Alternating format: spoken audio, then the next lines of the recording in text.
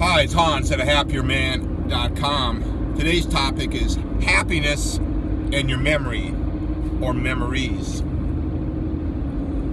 Well, I've talked about this before, but when things are not going well, what you want to do to make yourself feel better is switch your thoughts to happier thoughts, to something that's better than what you're thinking about now.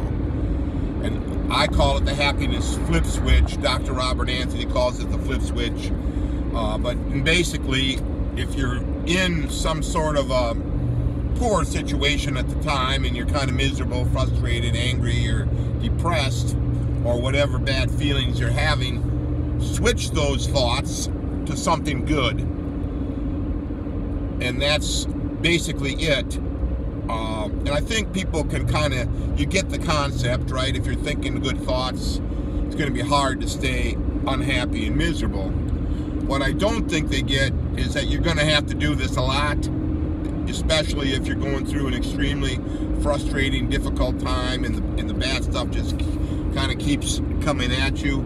You'll solve one thing today, tomorrow it'll be something else, right? Well, that's where this happiness in your memory comes in, is you got to be doing this continually, right? You continually do it. It becomes your habit. It's what you do. It's why you're happier. It's why you have a better life. You can't just say, well, tomorrow I'm going to think good thoughts because today I'm going to be miserable. That's not going to work.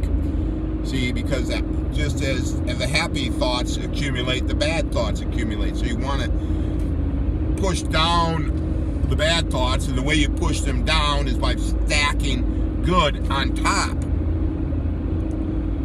And this isn't to say you tolerate bad conditions. No, that's not it at all. It is you, because if you can't be happy in the way you're living, you would have to make some adjustment to it to make your life better, right? So it's not a simplistic thing to deal with misery and tolerate bad things.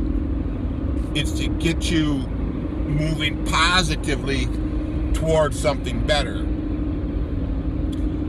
So getting back to the memory, I like to write down some of my best memories and kind of keep track of it. And it isn't so much that I go and refer to my notes all the time and all of this.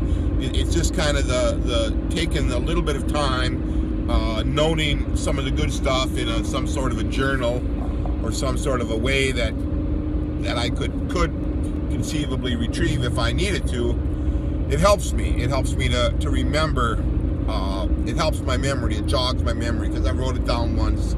I kept track of the good things. I went to this, did that, at a party there, went traveling, did that, was with that person. Those types of things help to build your memory. And then as you're building your memory, you're noting the good things in that journaling form to help you stack the memories up, so that as your life moves down the road over the years,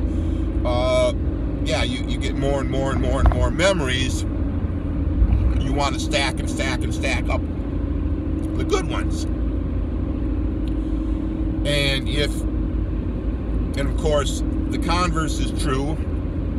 If you find yourself just kind of living and existing without any real good memories to think about, well, then you would get busy making adjustments to your life to start having those memories. Maybe you're living a little bit too much of a boring life, maybe too safe a life. Maybe you're not getting out and about enough. Maybe you're living in the wrong place with the wrong people.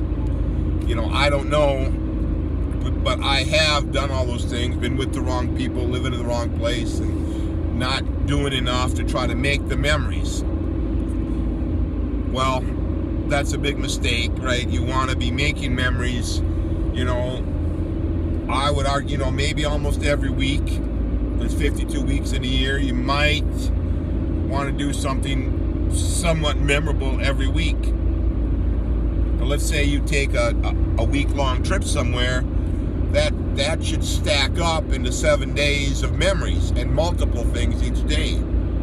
That's kind of the value in the traveling trips, is because you got the potential for multiple good things, multiple good memories. Every week ends with a weekend, right? And that's when we all tend to do some fun things. Well, you should be trying to do things on some of those weekends that are fun. Not going to the office to get extra work done, not working around the house, getting some, mindless chores done, but actually doing something that has the potential to give you some good memories. Because these memories will stack. If you've got 52 weekends a year, you might want to think of it as 104 potential memories, right? A Friday and a Saturday night, a Saturday and a Sunday afternoon. All these things should go into your memory bank as potentials.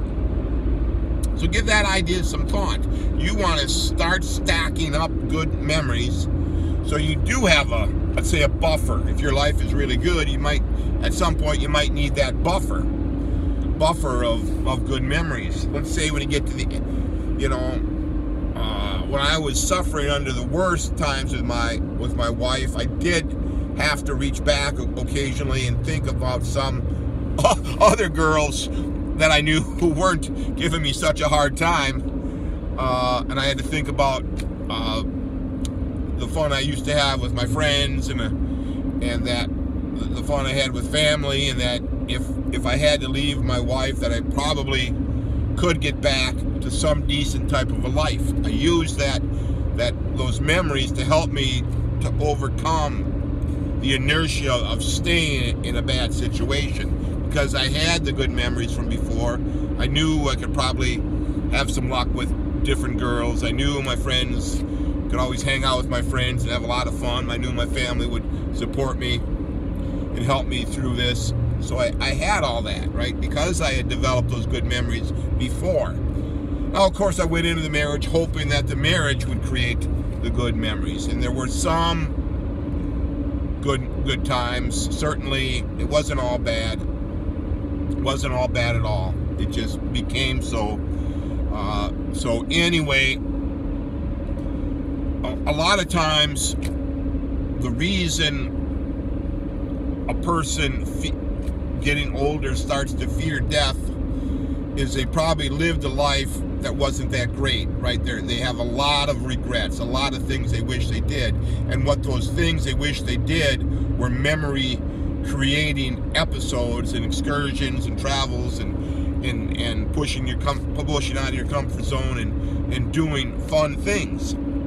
Because you want, at the end of your life, it's probably going to be darn difficult at the end, right? We've seen our family and friends dying, haven't we? And we see how terrible and painful and difficult it is at the end. And I think it will help you if at the end of your life you've got a nice healthy bank of memories that you can kind of relive.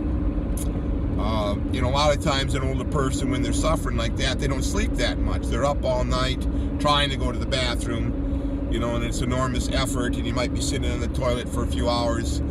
So you might want to be sitting there on the toilet trying to go to the bathroom in your dying days, thinking about those good memories.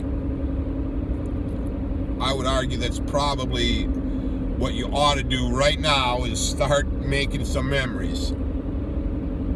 All for now.